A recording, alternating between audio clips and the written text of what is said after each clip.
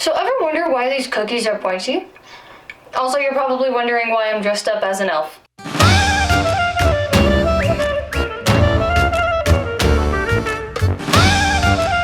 Shalom! This is Zoe with another episode where I discover more about my Jewish heritage.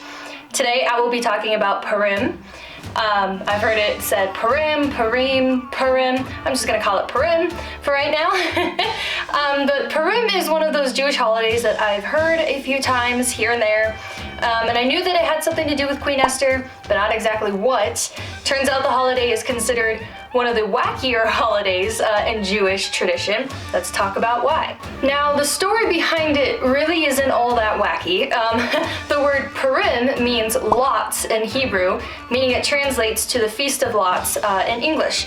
We will come back to the word lots in a moment, but this is the Jewish festival where it commemorates the survival of the Jews in the 5th century who were marked by death by their Persian rulers at the time. If you have read the book of Esther in the Old Testament, you will know that Esther was selected by King of Persia to be his wife, not knowing that she was in fact a Jewish woman after he had his first wife executed for refusing to follow his orders. The Persian Empire's prime minister at the time was a man named Haman, and Haman openly hated the Jewish people.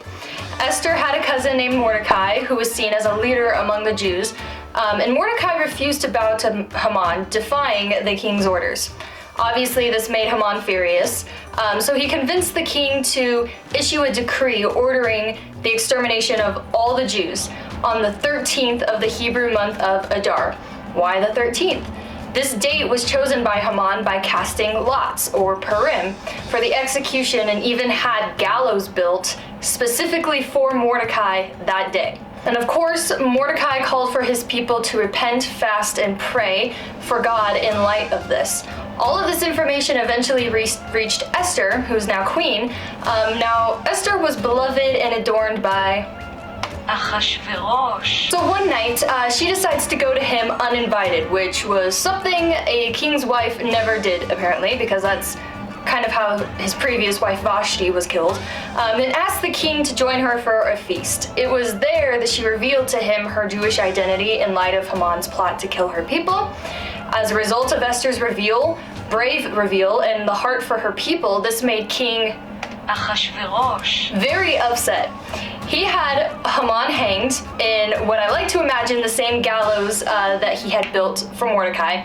A new decree was issued granting Jews the right to defend themselves against their enemies, and Mordecai was appointed prime minister in Haman's place. So instead of a mass execution of the Jewish people taking place on the 13th of Adar, the Jews took up their arms throughout the empire and attacked the enemy. The day following was declared a holiday, and it was called Purim. On this day, they rested and they celebrated their victory over the Persians. Today, it is still celebrated, obviously, and often observed by reading the book of Esther, or the Megillah, giving food and money to the poor and sending gifts to loved ones. Purim is also known as a day to let loose and just be Jewish, due to the concept that on the 13th day of Adar, the Jewish people took ownership of their identity. So it's customary for people to dress up in costumes, hence the costume. This is totally my Halloween costume from last year. So for multiple reasons, this is why they wear costumes. So wearing costumes on Purim is an allusion to the nature of Purim, the miracle happening on Purim, where the details of the story are really miracles hidden within the natural elements of the story. And also to commemorate the dressing up of Mordecai in King royal garments in the story of Purim. A traditional Purim food is hamantashen. I had seen these before but never connected them to Purim until I did my research, and until I actually tried making them for myself. They are these 3-cornered pastries bursting with poppy seeds or another sweet filling that's typically fruit, but you can do all kinds of fillings. I'm not a cook and I am not a baker, but I decided to give hamantashen a try. And I never made the connection that hamantashen literally has the name of Haman in it.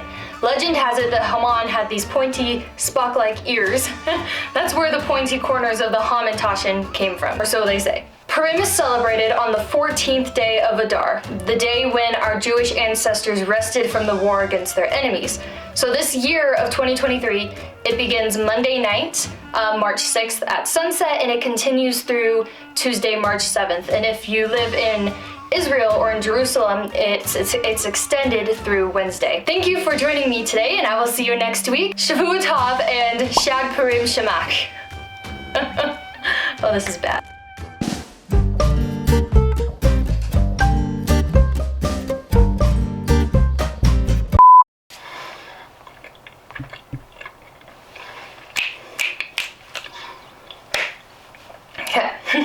Had his first wife executed for refusing to follow his orders.